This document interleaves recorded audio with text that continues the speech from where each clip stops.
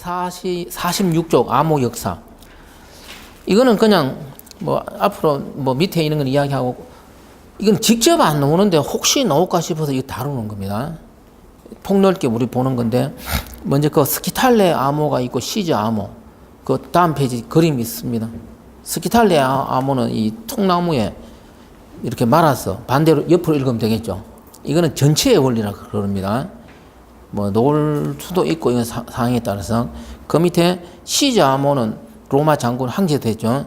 이거는 대치의 원리라고 합니다. 뭐 A 대신에 뭐 N 이렇게 넣잖아요. 그래서 이 정도 정리하고 넘어가면 되고, 그 다음에 우리나라 암호 역사 탐구에서는 이거는 밑에서 세 번째입니다. 뒤에서도 이야기인데, 시드 민간용 암호 표준이고, 아리아 행정 업무 표준입니다. 그 정도만 정리하시고, 이거는 그 다음 페이지 시저 암호가 세부적으로 설명되는데 이건 아무것도 아니에요. 물론 시험 문제 아까 내가 이야기했죠. 이런 개념을 알면 그 문제 맞출 수 있잖아요. 그래서 이런 건 다룰 뿐이에요. 그냥 여기서는 원래 시저는 3개 떨어졌다 그래요. 그래서 3개 떨어져 있는 문자로 대치를 뭐 이동 암호 그렇게 하고 대치의 원리라고 이야기합니다. 그래서 그 밑에 예 보면 될 거고, 어려운 거고 그 다음 페이지 넘깁니다. 이 부분은 빨리 지나가도 되니까.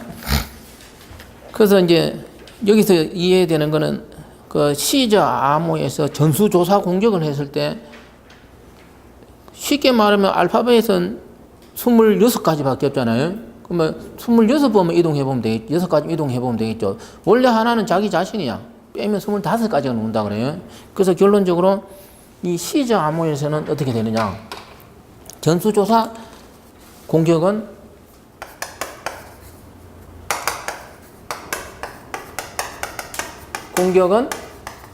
가능하다 이 말이에요. 쉽게 이루어집니다. 그래서 취약점을 가지게 됩니다.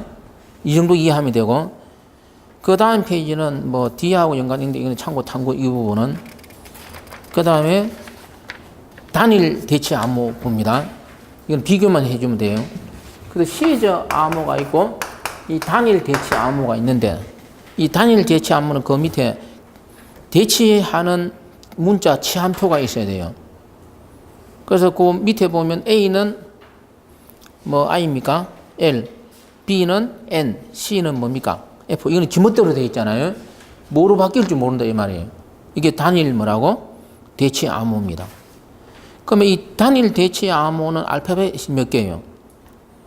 26개니까 이런 단일 대치 암호를 전수조사 공격으로 하려면 불가능하다 이렇게 해야 해요. 이거는 왜 그러느냐?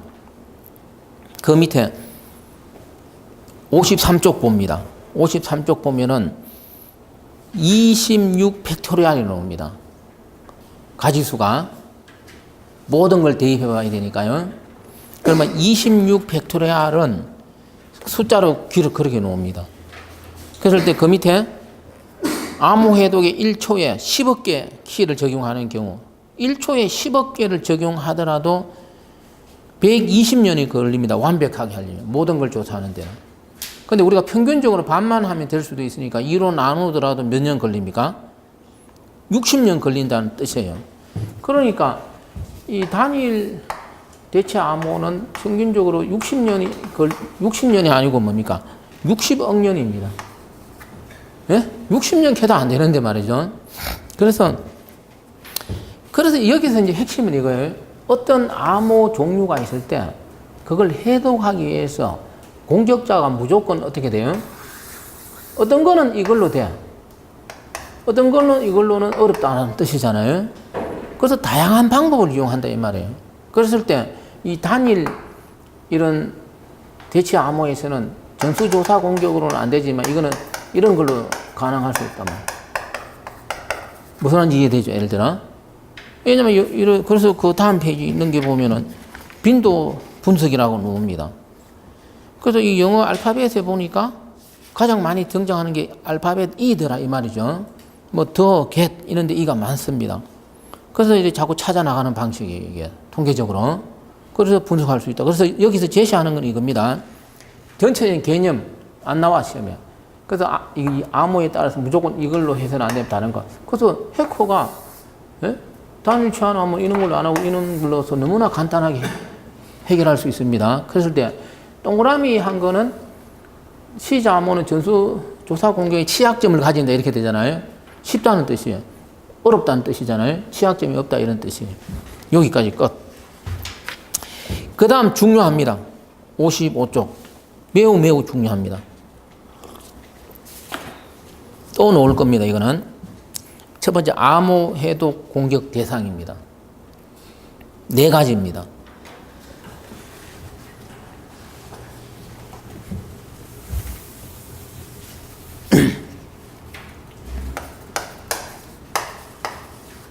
여기서 말하는 암호 해독은 이거예요. 학술적인 겁니다. 예를 들어 어떤 암호 알고리즘이 개발이 됐어요.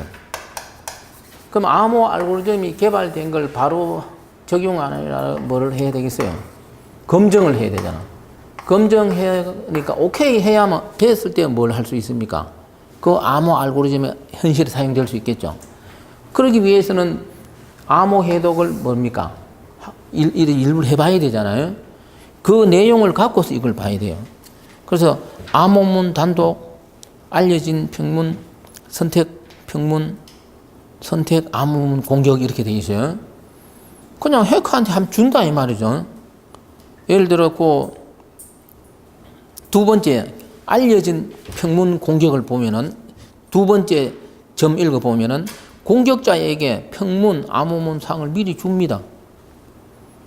미리 주놓고 너가 한번 해독해봐라 이 말이잖아요. 평문을 줬는데 뭐를 해독하냐 다 해독된 건데 이래 되잖아요. 그래서 결론적으로 해독은 뭐겠어요? 가장 기초적인 해독은 그거는 있어요. 한 페이지 넘겨, 이것도 시험에 나오는 거. 59쪽 가봅니다. 커크호프 원리. 59쪽의 커크호프 원리에 보면은 이 암호 시스템에서 그 암호 시스템의 안전성을 체크하는 방법은 키를 제외한 모든 것은 공개되어 있다고 봅니다. 암호 알고리즘이라든가 모든 것이. 그랬을 때 안전해야만 어떻게 된다고? 그 암호 알고리즘은 안전하다. 그래서 현실에 적용될 수 있다. 그게 커크호프 원리입니다. 이거 알아둬야 돼요. 그래서 이런 공격자는 암호 해독을 하는 데 있어서 키를 제외하고는 다 알 수 있다 이 말이잖아요. 그래 놓고 그래서 결론적으로 암호 해독은 기본적으로 암호문이 주어져 있을 때 이 암호문이 주어져 있을 때 뭐를 찾아야 돼요? 평문을 찾아야 되는데 암호문이 주어졌을 때 평문을 찾는 방법은 크게 두 가지입니다. 암호문이 주어졌을 때 평문을 찾아야 되고 그 뭐를 찾아야 되겠어요? 키를 찾으면 되잖아요. 그 키를 찾았다는 건 암호 평문을 찾았다는 거 이게 여기까지. 그래서 이제 세부적으로 암호문 단독 공격은 암호문 단독이니까 뭡니까? 공격자는 단지 암호문만 아는 겁니다. 핵심. 쭉 써놨는 거는 보면 돼요. 그 다음에 알려진 평문이니까 공격자에게 알려진 평문을 주고 암호문도 상을 주는 거예요. 주고 나서 공개된 암호문 평문을 이용해서 다음 뭡니까? 암호문을 갖고서 뭡니까? 키 또는 평문을 찾을 수 있는지 해봐라 이 말이잖아요. 그랬을 때도 안전해야 된다 이 말이에요. 그게 알려진 평문 공격입니다. 미리 주소니까요. 비교해갖고. 그 다음 세 번째 선택 평문 공격은 뭐냐 하면은 선택이니까 뭡니까? 공격자 해커가 직접 자기가 그걸 선택합니다. 평문하고 평문이니까 평문 암호문을 선택하는 거예요. 해서 그 두 번째 쯤에 보면은 공격자가 송신자의 컴퓨터에 접근할 수 있어야 가능하다. 송신자 컴퓨터를 다른 말로 말하면 뭡니까? 암호기라 그럽니다. 암호기. 왜냐하면 송신자가 수신자에게 보내는 것은 암호문을 보내잖아요. 그래서 평문을 암호문으로 만드는 거, 암호화하는 걸 암호기. 그래서 공격자가 암호기에 접근할 수 있어야 가능하다 이런 거고. 그래서 선택 평문 공격하고 밑에 있는 선택 암호문이니까 어떻게 되겠어요? 암호문을 어떻게 하겠어요?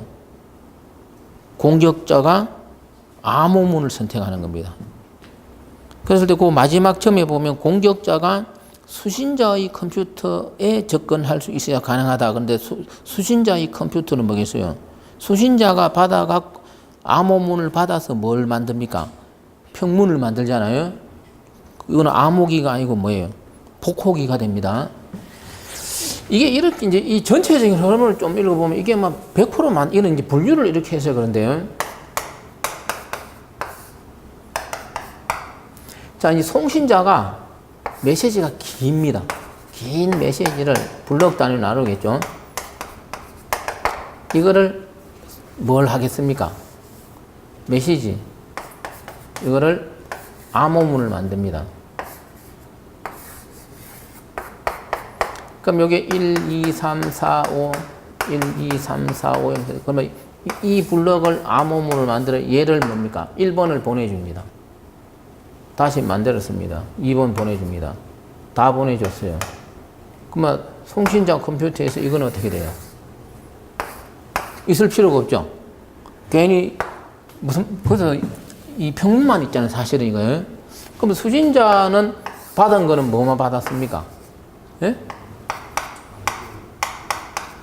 수신자의 컴퓨터에는 암호문만 있는 거지 뭐는 없습니까?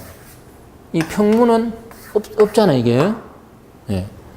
그래서 그 선택 암호문 공격은 왜 공격자가 수신자의 컴퓨터에 접근할 수 있어야 하냐 이런 말이 있나 이 말이잖아요. 그 수신자의 컴퓨터에 뭐가 있겠어요? 암호문이 있고 그걸 복호해야 되잖아요. 그래서 쓰는 거예요. 그랬을 때 이게 내가 봤을 때 말이죠. 질문 많이 봤는데 11번 봅니다. 11번 풀 수 있겠습니까? 이런 오면은 국가직 7급 2015년 질문 되게 많이 받은 겁니다. 학술적으로 이렇게 분류를 해갖고 한번 해보자 이거잖아요. 예, 그런 원리인데 니얼이 틀린 이유는 뭡니까? 예? 선택 암호문 공격 해놓고 D하고 연결했는데 D 읽어보면은 해독자가 공격자가 암호 복호기 수신자의 컴퓨터에 접근할 수 있어. 여기까지 맞잖아요. 일부 평문에 대한 얘기가 틀린 거예요. 어떻게 써야 되죠? 암호문에 대해서 평문을 얻기 위한 거잖아요. 그래서 이게 니얼이 뭡니까? 이게 틀린 답이 됩니다. 나머지는 뭐 맞는 이야기니까 그냥. 그럼 됐으면 어쨌든 이 부분이 책에 뭐 웬만한 책이 다 있고 많이 나오는 것 같아요. 내가 다른 시험에 보니까요. 그래서 이제 암호 해독 이건 학술적으로 하는 것이다. 여기까지 정리하고 그 다음 페이지는 선형 공격하고 차분 공격이 있는데 그래서 이제 혹시 이렇게 놓을 수가 있어요. 55쪽에 정리되어 있습니다. 그 알려진 평문 공격은 선형 공격이라고 하고 그 선택 평문 공격은 뭐라 그런다고? 차분 공격이라고 그럽니다. 왜 선택 평문 공격은 차분 공격이라고 그러냐면은 공격자가 직접 평문하고 암호문을 두 가지를 미리 선택하는 거예요, 이게. 그래서 평문하고 암호문이 주어졌을 때 그걸 이용해서 어떤 뭐 차분의 원리로 그 해독할 수 있는 그런 원리가 있다. 그래서 이렇게 이야기합니다. 그래서 혹시 시험 문제에서 이 암호 해독에서 차분 공격하고 이 원리에 이루어지는 걸 뭐냐 그러면 선택 평문 공격 이렇게 찾아낼 줄 알아야 돼. 이 부분은 이건 쉬운 건 아닌 것 같아요. 단순하게 봐서는. 그래서 그 다음 페이지 봅니다. 그럼 우리가 암호 해독에서 선형 공격은 뭐고 차분 공격은 뭐냐 이거죠. 이건 사실 되게 어려운 거예요. 이걸 뭐 증명하고 찾아내면 얼마나 똑똑한 사람이 되겠어요. 암호는 이렇게 해요. 선형과 비선형을 적용합니다. 예를 들어 우리가 D에서는 어떻게 되어 있어요? D에서는 이만큼 있을 때 이걸 반 나눠서 한쪽은 선형을 적용하고 한쪽은 뭘 적용해요? 비선형을 적용하면서 왔다 갔다 하면 어떻게 돼요? 이 암호를 합니다. 이게 요거는 나중에 나옵니다. 그럴 때 우리가 암호 과정에서 선형이라는 거는 1대1이에요. 이거는 이거는 쉽다 이 말이지. 그래서 암호 과정에서 선형만 적용해서는 안 돼요, 이게. 이거는 1대 다가 이루어진다는 거예요. 뭔가 하나가 주었을 때 뭐가 나올 줄 몰라. 그래서 비선형을 적용해야만이 해독이 어떻게 돼요? 어렵게 됩니다. 그래서 우리가 암호 알고리즘은 반드시 무슨 기법이 들어가겠어요? 선형 기법, 이건 아무것도 아니야. 반드시 뭐가 들어가야 된다고? 비선형을 적용해야만이 됩니다. 그래서 AES 같은 경우 DS는 이거는 100% 비선형 적용했습니다. 선형 적용 안 했어요. 그랬을 때 이렇게 돼요. 암호 과정에서 비선형을 적용했지만 이거를 어떻게 교묘하게 뭔가를 이용해서 말이죠. 선형의 성질을 찾아내는 거예요. 선형의 성질을 찾아내서, 왜냐하면 선형의 성질은 1대1의 관계니까 해독하기 쉬워집니다. 그래서 해독을 어떻게 하는 거. 그게 뭐라 그런다고? 선형 공격이라 그런다 이 말이에요. 그래서 그 선형 공격 잘 읽어보면은 그 두 번째 점에서 두 번째 줄에 보면 S박스는 우리가 통상적으로는 비선형 변환이 일어난다고 하지만 이 S박스 자체도 그 두 번째 줄에 S박스는 완전한 선형 함수는 아니다 이렇게 되어 있어요. 어떤 건사적인 뭔가를 선형 이걸 뭔가 이용할 수 있다 그런 뜻이 됩니다. 이거는. 그래서 그럼 이걸 어떻게 비선형에서 뭐 한 걸 어떻게 이런 걸 찾아내느냐? 시험에 안 나옵니다. 그거는 나도 모르고 너도 모르고 그래 이거는. 그 다음에 차분 공격은 그 차이를 말합니다. 그 예제 봅니다. 그 C1 XY 연산 C2는 P1 XY 연산 P2 증명하시오. 그 증명 1에 보면은 치퍼 텍스트는 뭡니까? 평문에다가 어떤 키를 적용해서 놓은 게 암호문이 되잖아요. 그래서 C1은 P1 XY 연산 K 이게 수식이 무슨 말인지 알겠죠? 그럴 때 그 두 개 차이 핵심은 그거예요. 여기서 이런 것도 노진 않은데 뭐 이야기하자면 만약 K 값이 0101이라고 가정해 봅니다. 그랬을 때 그 수식에서 뭐가 나옵니까? K 이렇게 나오잖아요. 이게. 그러면 0101이면은 01을 뭐라 합니까? XY에서 전부 같으니 결과가 뭐가 돼요? 0이 나옵니다. 그럼 0은 없어지게 돼 있어요. 증명은 그거 이거는 뭐 특별한 거 아니면 뭐 이런 그래서 놓은 적은 없죠. 근데 말은 나옵니다. 결론은 뭐냐? 이 블럭 암호에서 이 선형 공격하고 차분 공격이 안전해야지만 뭐를 할 수 있느냐? 그건 암호 시스템으로 사용이 될 수 있다 이렇게 이야기합니다. 그래서 현재 개발된 실제 사용되고 있는 암호 시스템은 다 이 선형 또는 차분 공격에 안전한 DES라든가 AES 이런 거 안전하였다 이렇게 이야기합니다. 결론적으로. 그 다음입니다. 57쪽. 이것도 이제 내가 오늘 문제를 봅니다. 문제에서 13번처럼 놓으면 시험에 맞출 수 있습니까? 이거 원래 서울시 9급에 나왔네. 13번 문제. 답이 뭡니까? 내가 아직 답 안 가르쳐 줬잖아요.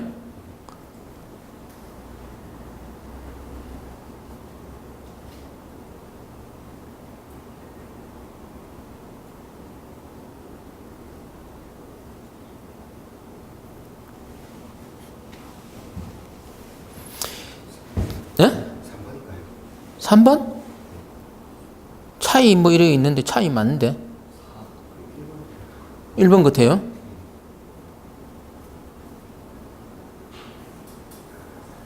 내가 금방 이 설명해 줬는데? 선형 공격은 뭐라 그랬어요? 선형 공격은 알고리즘은 비선형을 적용한다 그랬죠? 그렇지만 그 비선형 구조를 해서 뭐를 찾아낸다고? 어떤 선형의 개념을 찾아내서 공격하는 게 뭐라 그랬어요? 선형 공격이라고 그랬잖아요? 그럼 1번도 맞는 말이잖아요? 그럼 이 답이 뭐예요? 예? 시험장에서 이렇게 놓으면 어떻게 돼요? 4번을 답으로 생각할 수 있습니까? 예? 수학이 뭐예요? 통계도 수학이잖아요. 빈도수 분석하면 다 수학이잖아요. 그래서 책 봅니다, 이제. 그래서 이게 문제예요, 그러니까. 57종. 이 책을 적은 사람도 문제고, 이 내용을 시험 문제 낸 사람도 문제고, 57종.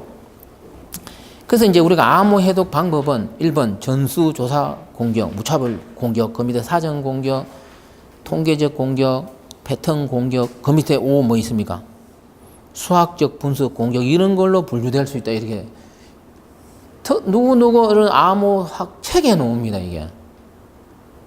그러면은 3번에서 말하는 통계적 공격, 4번에서 말하는 패턴 공격은 수학적인 개념이 하나도 없습니까? 아니잖아요, 이게. 그래서 이런 프로장 같은 책에는 이런 거 없어요, 내가 볼 때. 이래 분류 안 해요, 사실은. 안 하는데, 어쨌든 이상한 책이 있습니다. 그러면 이제 그런 이상한 책에서 암호 해독 방법을 1, 2, 3, 4, 5로 분류해갖고, 뭐 또, 통계적 공격, 통계도 수학인데, 통계적 공격 해놓고 밑에 수학적 분석 이런 해놨잖아요. 이렇게 분류했다 해서, 이걸 보고 뺏기는 사람도 문제고, 아무 생각 없이 이 기준 문제 내는 사람도 문제예요. 안 그러면 못 푸는 문제 같아요, 이건 생각으로. 무슨 말인지 알죠? 통상적으로 우리가 암호 해독은 전수조사 공격, 사전 공격, 어떤 수학적 통계적 공격 이래 분류하는 사람도 있습니다. 되겠죠? 그러면 이제 이 사람이 분류한 방식은 뭐냐? 수학적 분석은 꼭 뭐 통계도 있는데 어떤 수학적인 이론이 있죠. 뭐 방정식 같은 거 있잖아요. 그런 걸 이용해서 분석하는 걸 수학적 분석이다 이래 보는 거죠. 그래서 이 문제의 13번 문제의 답이 4번입니다. 좀 어이가 없는 문제 이거는. 그 내가 답 안 가르치고 이 풀어 그럼 지금 못 풀잖아요, 이게. 방법이 없어 이게. 이런 거는. 뭐 이야기할 거 있으면 해봐요. 의의가 좀 없잖아, 문제 자체가. 왜냐하면 통상적으로 상식이 안 통하는 그런 문제 이거는. 예. 또 내면 안 될 것 같아, 이런 문제는. 그 다음에 그래도 전수조사, 사전 공격, 통계적 공격은 잘 알아요. 모든 걸 대입하는 거는 전수조사 공격이고, 사전처럼 뭐 정해진 단어, 러브 이런 거 직접 대입하는 거 사전 공격. 통계는 알고, 빈도수 이런 거 알 거고. 그 다음 페이지. CMVP입니다. 이거는 다른 게 아니고, 그 영어 그대로 하면 암호 모듈. 이게 어떤 모듈, 암호 모듈의 안전성을 검증하기 위한 프로그램입니다. 미국하고 캐나다에서 공동 개발했습니다. 그래서 어떤 암호가 개발됐을 때 그 암호 모듈이 안전하나 이거죠. 그걸 테스트를 해야 될 거 아니에요. 그래서 이 CMVP에서 테스트 해갖고 인정받은 거는 뭐로 사용할 수 있다고? 암호 모듈로 사용할 수 있다. 그 개념입니다. 놓은 적이 있었습니다, 이 개념이. 그래서 그 CMVP에서는 구현의 적합, 암호 키 운용 뭐 관리 평가, 그 다음 물리적 보안 평가 이걸 한다. 그 정도 이거는. 그 다음 페이지. 커크호프 원리 이건 아까 이야기했습니다. 놓을 수 있습니다, 이거는. 그 다음에 2장 넘어갑니다. 이제 대칭키 암호.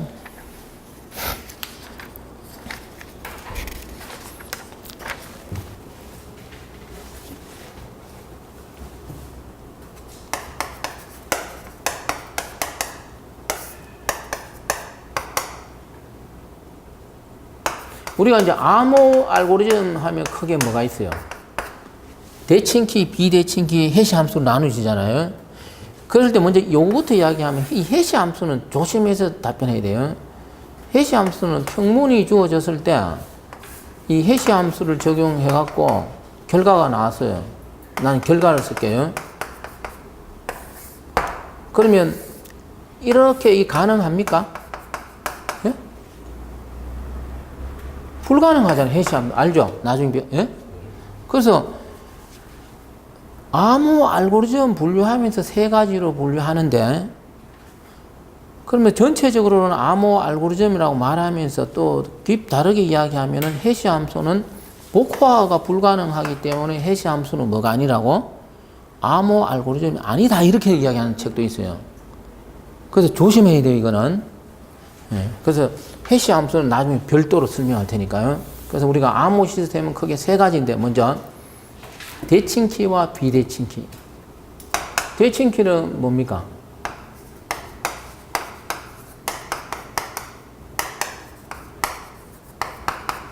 뭔가 같은 게 대칭키예요. 예. 암호키하고 복호키가 같은 게 대칭키입니다. 근데 비대칭키는 뭐예요? 암호키하고 복호키가 다른 게 비대칭키 방식이라 그럽니다. 잘 아는 거죠. 이 다르다 보니까 두 개가 있어요. 두 개. 두 개가 있어서 뭐라 그럽니까? 예?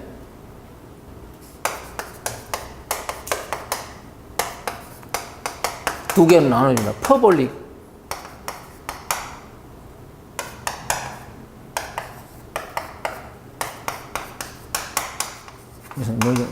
그래서 비대칭키 방식은 두 개의 키가 있고 그 두 개의 키 중에 하나가 이름이 뭡니까? 공개키라고 해서 이거는 무슨 이름 뭐라고 이야기한다고? 공개키 방식 이렇게도 이야기합니다. 되겠죠? 용어에서. 그래서 비대칭키, 공개키 같은 말로 받아들이면 돼요. 그 다음에 대칭키 방식은 같다 보니까 이 키를 그냥 이렇게도 이야기합니다. 비밀키라고도 이야기합니다. 물론 간용키, 그 책 다음 페이지 뭐 여러 가지로 씁니다. 다음 페이지 63쪽에 봅니다. 63쪽에 적을 필요, 63쪽 밑에 1번에 보면은 이 대칭키를 다른 말로 뭐라 그런다고? 대칭키, 비밀키, 간용키, 공용키, 단일키 이렇게도 이야기합니다. 그럼 뭐 통상적으로 비밀키 이런 말로 옵니다. 그러면 이제 비대칭키에서는 이런 용어를 씁니다. 다르니까 뭐 이런 말도 쓰지만 공개키, 개인키라고 쓰는데 요 개인키를 경우에 따라서 뭐라 그런다고? 비밀키라고 씁니다. 그래서 요게 비밀키하고 요게 비밀키 같은 말이 나왔을 때 말이죠. 비밀키라고 해서 이거 이렇게 생각하면 문장을 읽어보면 압니다. 그래서 비공개키, 비대칭키. 공개키 원래 있어요. 비밀키 그러면 왜냐하면 개인키로 뭔가 비밀 공개키는 다 알려지면 되잖아요 이게. 그래서 비밀이 아니에요. 용어 정리. 그 다음에 그래서 63쪽 그러면 첫 번째 암호에서 대칭키. 대칭키 거기 63쪽인데 이거 시험에 이 대칭키는 이렇게 돼요. 속도가 빠릅니다. 이게 중요한 거 이거는. 개요 좀 더 이야기하면 이거는 비대칭키는 뭡니까? 속도가 어떻게 돼요? 근데 대칭키는 뭐가 있습니까? 키 교환 문제가 있잖아요. 그래서 이 키 교환 문제를 해결하기 하는 게 있고 이건 없다. 한 게 뭐라고? 비대칭키 원리잖아요. 그럼 여기까지 설명하면은 이 대칭키 원리는 문제가 있으니까 이 쓰면 안 되겠구나. 그러면 지금 현재는 대칭키를 안 쓰고 비대칭키만 쓰냐? 아니잖아 이게. 서로 장단점이 있잖아 이게. 그래서 보완의 관계입니다. 이건 나중에 충분히 이야기합니다 이거는. 그 다음에 63쪽의 밑에 대칭키 암호 알고리즘 구분. 스트림 암호가 있고 블럭 암호가 있습니다. 그래서 그 밑에 스트림 암호, 블럭 암호가 있는데 이거 설명을 스트림 암호는 먼저 간단히 설명, 나중에 구체적으로 설명해. 스트림 암호는 쉽게 말해서 1비트 단위로 이렇게 가면서 하는 거고 블럭 암호는 64비트 단위로 많이 블럭 크기입니다. 왕창 끊어서 암호하는 게 일단 블럭 암호다. 여기까지 이야기합니다. 그 다음 페이지. 이 비교하는 것도 다른 데서 들어놓습니다. 그 다음에 이제 대칭키 암호 기본 원리입니다. 이거는 시험에서 놓은 건 아니지만 그냥 알고는 있어야 돼요. XY 연산을 합니다. 다 내가 했습니다. 그 밑에 순환 이동을 합니다. 좌측 또는 우측 시프트를 말해요. 보면 다 압니다. 그 다음 페이지 스왑을 합니다. 이거는 좌우측 시프트의 특수한 경우입니다. 양쪽을 바꾸니까. 그 다음에 분할과 결합을 합니다. 이게 DES에서 사용하는 거잖아요. 이런 걸 적용해서 뭘 한다고? 대칭키 암호는 이루어진다. 이거는 놓은 적은 없습니다. 시험에서. 뭐 어렵고 그런 게 아니라서 그런 것 같아요. 내가 얘는 상세히 드러났습니다. 그래서 뭐 시험에 안 나오고 이 자연과학적인 거잖아요. 특별히 안 어려운 거니까. 그래서 얘는 많이 드러났으니까요. 그 다음 66쪽입니다. 합성 암호. 이거는 여기까지는 안 나왔지만 이건 다른 데서 많이 나옵니다. 시험에서. 그런데 내가 생각할 때 우리 공무원 시험에서는 아직 이런 내용이 나오는데 구체적으로는 안 나옵니다. 그렇지만 언젠가는 나올 수가 있습니다. 이거는. 그래서 합성 암호라는 것은 뭐냐 하면은 대칭키 암호에서는 확산과 혼돈의 기법을 씁니다. 아까도 내가 예를 들어줬죠. 패스. 근데 이제 구체적으로 합니다.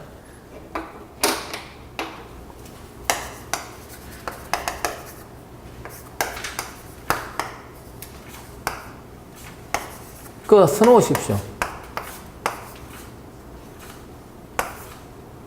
어떻게 쓸까? 이건 모르는 사람이 있습니까? 이 사람이 누구예요? 다 알죠? 예? 그거 써놓으면 돼요. 줄 치십시오, 이제. 자, 확산, 이제 이게 놓으면 이렇게 놓을 수 있어요. 확산은 암호문과 진하게 평문 핵심이다. 암호문과 평문의 사이 관계를 어렵게 하는 걸 확산이라고 그럽니다. 이거 설명하자면 되게 길어요, 이게. 이거 막 몇 페이지 써야 되는데 내가 필요 없고 이 내용이 중요해요. 혼돈 보십시오. 혼돈은 암호문과 키입니다. 그러면 끝이에요, 일단. 다시 이야기합니다. 그래서 이거 적어 놓으면 혼돈하고 연관을 가지는 건 뭐예요? 하나가 키면은 이거는 당연히 뭐겠어요? 평문이지. 아니, 시험 문제에서 대칭키 암호에서 확산과 혼돈 기법이 적용이 된다라고 했을 때 혼돈은 뭐와 연관을 가지고 확산은 뭐와 연관을 가지냐 하면 찾아낼 수 있잖아요. 그러면은 왜 이거냐? 이게 공격자가 뭐 하는 거죠, 이게? 공격자가 가지고 있는 건 암호문이잖아요. 그 암호문을 이용해서 뭐를 찾아내야 돼요? 평문을 찾아내야 되잖아요. 아까 이야기해서 암호문을 이용해서 평문을 찾기 위해서는 키를 찾든지 아니면 뭐를 찾아야 되겠어요? 키는 모르더라도 평문만 만들어내면 되잖아요. 그래서 암호문에서 공격자가 최종적으로 필요하는 거는 키와 뭡니까? 이 평문이에요. 맞잖아요, 이게. 그랬을 때 공격자가 이 키를 모르게 하기 위해서는 무슨 기법이 적용이 돼야 된다고? 혼돈의 기법이 적용이 된다 이 말이에요. 평문을 찾기 어렵게 하기 위해서는 무슨 기법이 적용돼야 된다고? 확산의 기법이 적용이 돼야 된다 이 말이잖아요. 근데 책에는 이제 여기까지 이야기해서 무슨 말 이해됐죠? 그래서 아까 이 확산하고 연관된 걸 책에 보면 이걸 써놨어요. 근데 이거는 100%가 아니에요. 그래서 나는 안 써놨습니다. 내 써놓은 책 알아, 이게. 그러면 확산은 평문을 찾기 어렵게 하기 위한 건데 이 확산이 이루어지기 위해서는 무슨 원리가 적용이 되어야 하느냐? 전체의 원리가 적용이 되어야 한다, 이 말이에요. 이게. 그리고 혼돈은 키를 찾기 어려워야 되는데 키를 찾기 어렵기 위해서는 내부적으로 무슨 원리가 적용이 되어야 된다고? S박스 원리가 적용이 되어야 한다 이 말이에요. 그러면 이걸 이제 이해를 하기 위해서 이렇게 있어요. 왜 이렇게 이야기하냐면 평문이 있습니다. 이 평문이 있을 때 암호문을 만들 때 확산이 이런 뜻이 이게 있잖아요. 확 일로 가버린 거예요. 이게 확 일로 간 거예요. 이게 막확 뒷모습이. 그 여기 있더니 갑자기 이쪽으로 갔으니까 이게 확 확산이잖아요. 이게 멀리 떨어져 간 거 이게. 그래서 이렇게 이야기해요 이게. 그러니까 이 AS라든가 DS에서 이 P 박스가 적용이 될 때 있죠. P 박스는 이만큼 크기가 있으면은 여기 있는 게 이쪽으로 이렇게 갈 수가 있어요. 여기 있는 게 여기까지 요만큼 뭐 멀리 안 가고 요만큼만 가면 어떻게 되겠어요? 확산이라 안 그럽니다, 이게. 멀리 가는 게 확산이라 그러잖아요. 근데 무조건 그러면 여기서는 이게 없고 여기서는 이게 없는 거냐? 안 그래요, 알겠어요? 실제 그 암호 그 보면은. 그래서 이 프로자는 이런 책에서 내가 보니까 확산과 혼돈은 이렇게 이야기해야지, 이 확산은 P박스고 반드시 혼돈은 S박스 이렇게 설명 안 되어 있습니다. 약간 연관성이 이 확산은 이거하고 연관이 좀 더 많고 혼돈은 이거하고 좀 더 많을 뿐입니다. 이게 내가 봤을 때. 근데 이제 다른 책에, 왜냐하면 이 책 기준으로만 시험에 놓는 게 아니니까요. 어떤 옛날 다른 데서 이 내용도 놓은 적이 있어요. 그래서 이 부분을 잘 알아서 답변해야 돼요. 여기까지. 자, 그래서 대칭키 암호에서 적용되는 확산과 혼돈에서 가장 핵심은 평문, 확산, 키, 찾기 어렵게 하는 거 혼돈의 기법이다. 나머지는 이거하고 연관된 말 밑에 써놓은 겁니다. 그 다음에 라운드 키는 보면 되고, 그 다음 페이지입니다. 대칭키 암호 구조. 페이스털 구조, SPN 구조, 기타 구조 세 개로 나눠집니다. 이것도 약간 지금 출제되고 있습니다. 근데 앞으로 자연과학적으로 출제되면 이거는 놓을 가능성이 많습니다. 그래서 페이스털 구조가 뭐고, SPN 구조가 뭐고, 기타 구조가 뭐냐, 이게 정리가 돼야 돼요. 이거에 대한 또 세부 내용은 뒤에서 한 번 더 놓습니다. 그래서 크게 페이스털 구조가 있고 SPN 구조가 있고 기타 구조가 있습니다. 그럴 때 먼저 이 페이스털 구조가 적용된 대표적인 알고리즘이 DES예요. SPN 구조가 적용된 대표적인 알고리즘이 AES예요. 기타 구조가 적용된 대표적인 알고리즘이 이거예요. 이걸 좀 발전시킨 게 뭐예요? DES가 발전된 게 AES잖아요. 이거는 뭡니까? 아이디어 이거는 뭐예요? 유럽에서 개발된 거면. 그래서 이 프로잔 책에 보면은 이 내용은 안 나옵니다. 프로잔 책은 이렇게 분류되어 있어요. 페이스털 구조와 또 다른 구조 하나가 있다. 그래서 이 SPN 구조는 no 페이스털 구조 이렇게 이야기합니다. 예, 이거는 거론 안 합니다. 근데 이제 페이스털 구조가 있고 근데 다른 또 이런 다 책에서는 SPN 구조라 그럽니다. 이거는. 근데 이런 유명한 책에서 또 SPN 구조 말을 절대로 안 써요. 이거에 반대적인 거니까 노자만 붙입니다. 그래서 이런 말 나왔을 때 기본 용어 정리고. 그러면 페이스털 구조와 SPN 구조의 가장 큰 차이점은 뭐냐? 이 페이스털 구조는 전체가 있으면 이걸 반으로 나누어서 하는 겁니다. 이 DES 원리가 뭐예요? 전체 64비트를 32비트로 나누어 갖고 왔다 갔다 하면서 암호화를 합니다. 그게 페이스털 구조고, 하나는 선형 적용하면 하나는 비선형을 적용한다 이 말이에요. 근데 이 AES에서 지금 SPN 구조는 분할을 하지 않습니다. 분할을 하지 않고 전체를 놓고서 S박스, P박스를 적용해 나갑니다.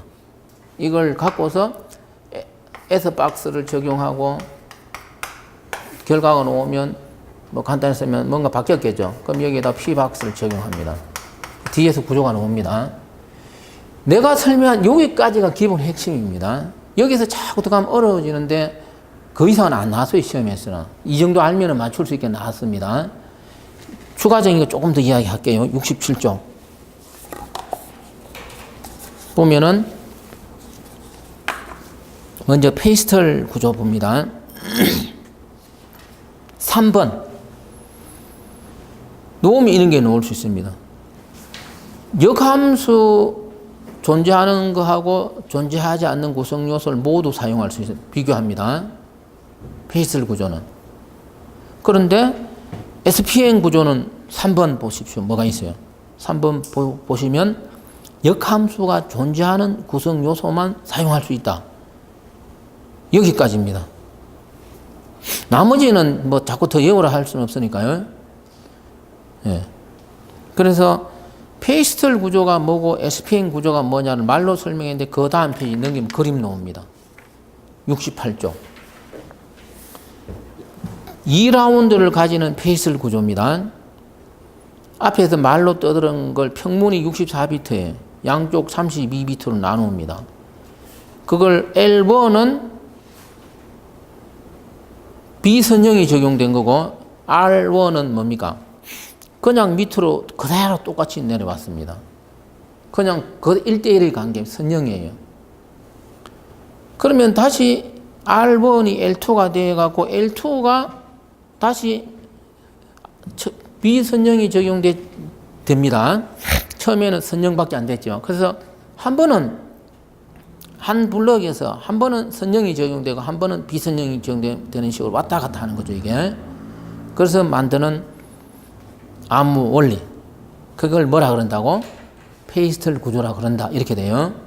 그러면 여기서 사용되는 뭐 혼합기라든가 뭐 스와프 이런 용어가 있는데 내 밑에 써놨습니다. 시험에 아직 안 나왔어요, 이런 거는. 예? 뭔가 섞어야 될 거 아니에요, 이게. 그래서 너무 세부적인 건 안 할 테니까, 현재까지는. 그는 이제 그 다음 페이지, SPN 구조를 봅니다. 이거는 왔다 갔다 하면 나눠가. SPN 구조는 분할 안 했습니다. 그 그림 그대로. 64비트면 그대로 64비트예요. 놓고서, 그거 보면 뭐 S박스도 있고, 퍼뮤니테이션의 용어 오잖아요. 다 비선형 변환을 합니다. 되겠죠? 네. 그래서 라운드 수를 줄일 수 있습니다. 왜? 선형 변환하면 해독이 쉬우니까 아무래도 라운드 수가 많아져야 됩니다. 근데 비선형을 100% 적용하면 어떻게 돼요? 복잡하니까 라운드 수를 줄일 수도 있겠죠. 그 시험 문제에서 페이스틀 구조에 비해서 SPN 구조는 라운드 수를 줄이도 큰 상관이 없다. 이렇게 하면 맞는 말이 됩니다. 비선형은 적용하니까요. 그 다음입니다. 그 다음에 70페이지 거는 이제 뭐 선형과 비선형의 차이점. 그 선형은 예측이 쉽게 가능한 거고 비선형은 어떻게 돼요? 예측하기 어렵다는 것이잖아요. 되고. 그 다음에 오늘 스트림 암호까지 설명할 테니까요. 이거 설명하려면 상당히 많은데. 그래서 여기까지 하면은 거의 될 것 같은데. 이 스트림 암호는 현재 공무원 시험에서는 안 나왔습니다. 근데 우리가 현재 하는 공무원 시험 말고 어떤 보안 관련 시험 있잖아요. 얘는 상당히 나옵니다. 그래서 놓을 가능성이 있으니까 이야기를 해야 돼요, 이거는. 그래서 이 스트림 암호를 이야기하기 전에는 그 밑에 먼저 유사난수, 의사난수, 모조난수 이런 게 있는데, 그래서 이 대칭키 암호, 블럭 암호, 대칭키 암호는 블럭하고 뭐가 있어요? 이 스트림 암호로 나누어지는데,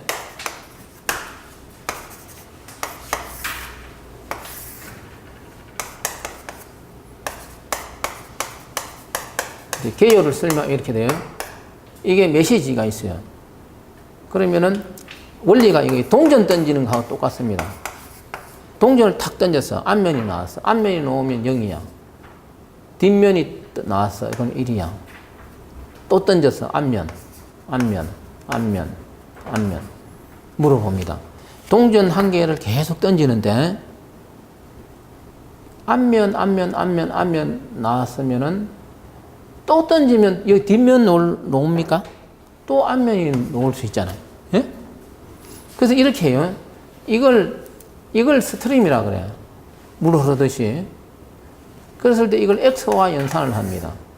그럼 X와 연산을 하면 결과가 어떻게 돼요? 같으니까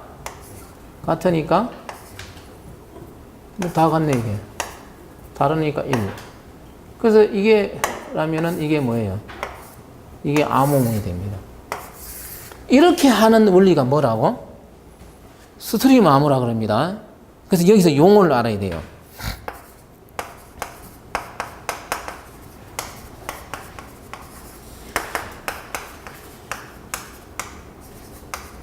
이 차이가 뭐죠? 예? 이거 어디 써놨어? 이 차이가 뭡니까? 원타임 패드하고 74쪽 밑에 있습니다.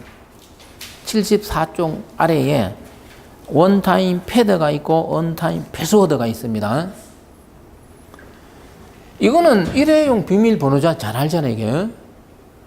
알죠? 우리가 홈 인터넷 뱅킹할 때 여러 넣잖아요. 이거는 뭐예요? 이거는 암호 원리입니다. 암호 원리 한 가지예요. 원타임 패드는. 패드가 뭡니까? 패드? 예? 우리 어깨 통증 부모님들 아프면 뭐 붙입니까? 파스 붙이죠. 파스 붙이는 게 뭐라 그래요? 패드라 그러잖아요. 그럼 패드는 패드인데 한 번 붙인다 이 말이잖아요. 그래서 이런 용어를 쓴 거예요. 동전을 던졌어. 앞면이 나왔어. 붙였다 패드. 이게 원타임 패드. 원타임 패드 각각 무슨 말인지 알겠죠? 원타임 패드 해갖고 어떻게 한다고? 암호를 만들어내잖아요. 그래서 내가 설명한 이 원리가 뭐라고? 스트림 암호에서 원타임 패드 암호의 원리라 그럽니다. 되겠죠? 용어에서 이해를 해야 돼요. 자, 그러면은 여기서 이제 난수의 개념을 알아야 됩니다. 우리가 현실에서 난수는 뭐가 있습니까? 동전 던졌을 때 앞면, 뒷면, 주사위 놀이 이런 거 있죠. 나오는 필요 없고. 그럴 때 뭐 n분의 1 노는 거. 그래서 우리가 현실에서 난수 발생기 개념에서 동전과 주사위는 말 그대로 난수입니다. 무슨 말인지 알겠죠? 던졌을 때 뭐가 누를지 절대 모르잖아요. 패턴이 있습니까? 없죠? 그러면 이제 난수가 있고 무슨 용어가 있어요? 유사, 뭐 의사, 모조, 난수가 있어요. 이거는 뭐예요? 그래서 이렇게 돼요. 그러면 우리가 스트림 암호에서 원타임 패드 암호를 적용하기 위해서 컴퓨터에서 적용할 때 동전을 던져가 됩니까? 동전 던져가 언제 해요? 못 하잖아요. 그래서 이런 현실에서 존재하는 난수 이런 개념을 어디에 접목해야 돼요? 컴퓨터에서 접목하기 위해서는 뭐가 필요하겠습니까? 알고리즘이 필요하겠죠. 그 컴퓨터에서 적용된 알고리즘에 의해서 나타나는 난수를 뭐라 그런다고? 의사난수라 그러면 되겠죠. 그럼 왜 이거는 유사하다는 말이잖아요. 난수, 내가 볼 때는 난수는 난수인데 엄격하게 말하면 난수가 아니다 이 말이에요. 그래서 결론은 이거예요. 많은 알고리즘 개발자들이 컴퓨터에서 적용한 난수 알고리즘이 현실에서 이런 동전이나 주사위 난수처럼 되게끔 많은 연구를 해요. 그렇지만 그렇게 안 되더라 이 말이에요. 뒤에서는 한마디로 컴퓨터에서 나오는 난수는 이걸 가집니다. 어떤 주기를 가집니다. 주기를. 그러면 그 주기만 찾으면 어떻게 되겠어요? 그 다음을 예측할 수가 있잖아요. 그래서 다르다 이 말이잖아요. 여기까지 설명하고 일단 넘어갑니다. 요거는. 자, 그래서 이렇게 돼요. 그래서 예를 들어 이 스트림 암호 방식은 이제 좀 더 설명하면은 원래는 요 1비트씩 요렇게 뭡니까? 유사한 함수를 발생시켜서 말이죠. 암호문을 만드는 걸 스트림 암호라 그러는데 동전을 한 개 안 던지고 두 개 던지면 어떻게 돼요? 한꺼번에 뭐 이렇게 0, 1 이렇게 할 수가 있죠. 이것도 스트림 암호라 그래요. 세 개 던지면 어떻게 돼요? 한꺼번에 3비트씩 암호문을 만들 수가 있겠죠. 그래서 결론은 이거예요. 스트림 암호하고 블록 암호 차이는 블록 암호는 뭐 64비트씩 이렇게 크게 하고 스트림 암호는 1비트나 뭐 2, 3비트 좀 적게 하는 거 있잖아요. 그걸 스트림 암호 그럽니다. 여기까지 있대요. 그래서 스트림 암호가 곧 뭐라고? 원타임 패드 암호인데 그게 72쪽에 이제 그림이 나옵니다. 72쪽에 지금 설명한 게 이게 평문이 있으면 키 스트림, 난수 발생기에 의해 갖고 이걸 키 스트림이라고 그래요. 물이 흐르듯이 계속 발생시키잖아요. 그래서 암 복화를 합니다. 그래서 이렇게 하는 걸 73페이지 뭐라 그런다고? 동기식 스트림 암호라고 합니다. 여기 요 정도까지는 다른 보안시험에 많이 나옵니다. 그럼 여기서 1번은 읽어보면 돼 이제. 내가 유사난수 이런 거 다 설명했으니까 2번 읽어보면 돼. 이때 발생되는 키 스트림은 이런 평문 이런 거하고 연관을 가집니까? 안 가지죠. 독자적으로 발생되잖아요. 그래서 어떤 문제가 발생될 수 있느냐? 5번으로 넘어갑니다. 5번의 하살표. 특정 비트가 손실되거나 잘못되면은 그 다음부터는 계속 복호화가 실패가 되게. 만약에 뭔가에 전송했는데 이게 누락되면 어떻게 되겠어요? 하나씩 다 당기겠죠. 우리가 뭔가가 있으면 동기식이 있으면 뭐가 있어요? 비동기식이 있잖아요. 그 비동기식이 좀 이따 하고. 그래서 이게 오류가 발생하면 방법이 없어지는 거예요, 이게. 복호화가 안 될 수도 있다, 이 말이에요, 이거는. 그렇죠, 뭐 그런 거고. 그래서 이게 이제 지금 설명한 이게 그 밑에 7번에 보면 바로 이게 원타임 패드 암호고, 8번 실제로 구현한 것을 선형 기한 시프트 레지스트라고 합니다. 이상하게 다른 데서는 되게 많이 나왔습니다. 그 다음 넘깁니다. 74쪽에 내가 원타임 패드 암호 설명해 놨습니다, 이제. 4번 이런 걸 이해하면 돼요. 평문에 어떤 패턴이 있어도 생성된 암호문에는 어떤 통계적 특성도 존재하지 않습니다. 이해됩니까? 예를 들어 평문에 01, 여기서 01, 01 이런 패턴이 있어, 여기네 01, 01 이런 패턴이 있다고 해서 암호문에서 뭐 10, 10 이런 같은 패턴이 나타납니까? 안 나타나죠. 뭐가 될지 모르니까요. 그래서 이런 내용 읽어보면 되는 거예요. 그랬을 때 이 원타임 패드 암호를 말로 이렇게 하는 걸 실제로 구현한 게 뭐라고? 그 75쪽에 있는 선형 기한 시프트 레지스터가 됩니다. 그래서 언젠가는 놓을 수 있습니다. 그럼 선형 기한 시프트 레지스터는 뭐냐?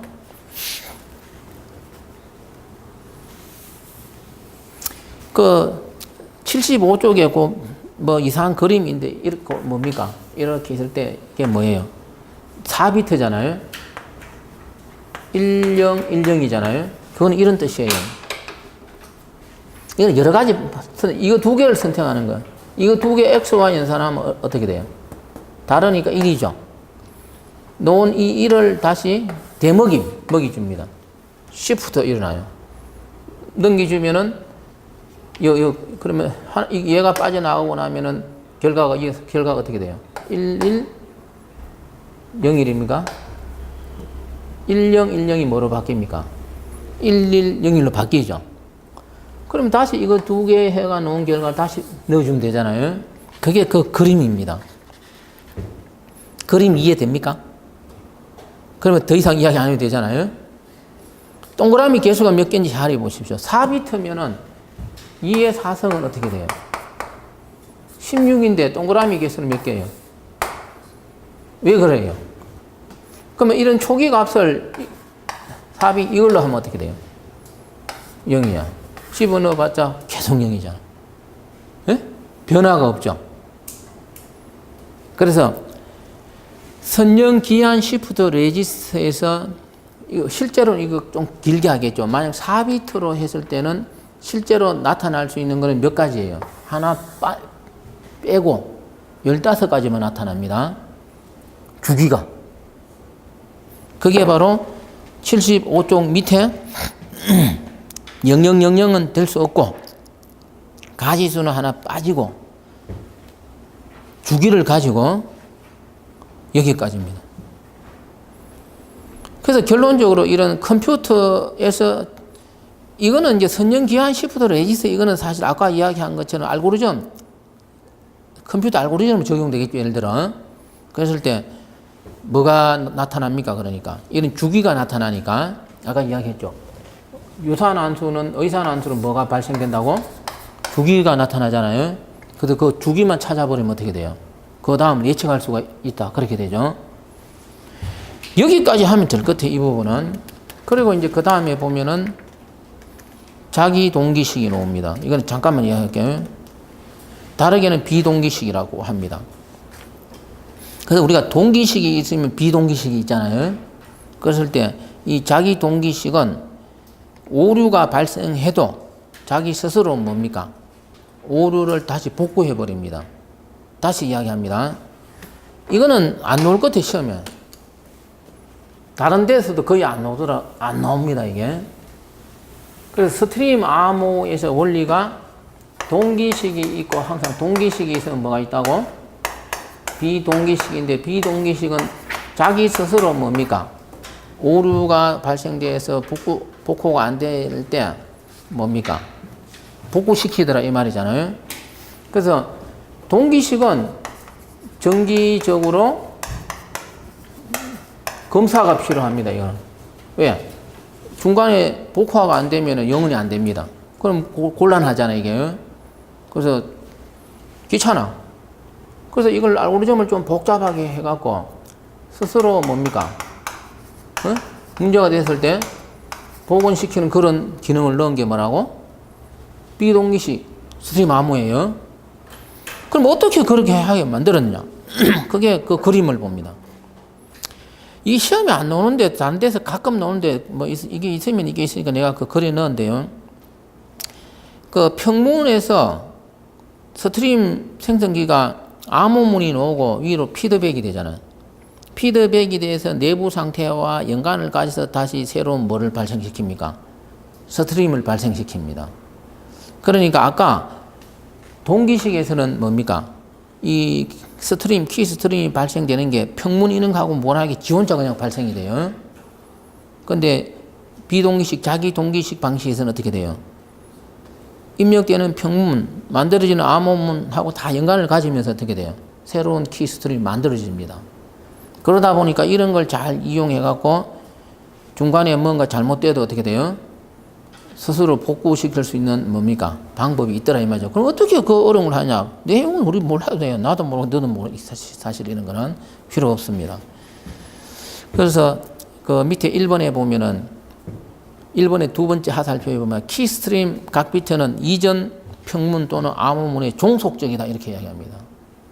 그냥 동기식 스트림은 종속적이 아닙니다. 이게 그거예요. 더 이상 안 해도 될 것 같습니다. 이거는 여기까지. 그래서 일단 오늘은 내가 여기까지 할게요. 하고 궁금한 거 있으면 질문해요. 뭐 문제가 됐네요. 있나 모르겠네. 질문 없습니까? 그래서 내가 보고 뭐 처음에는 요래하고 진도 안 되면 나중에 좀 뭐 한 시간 더 하는 건 나중에 생각해 볼 테니까요.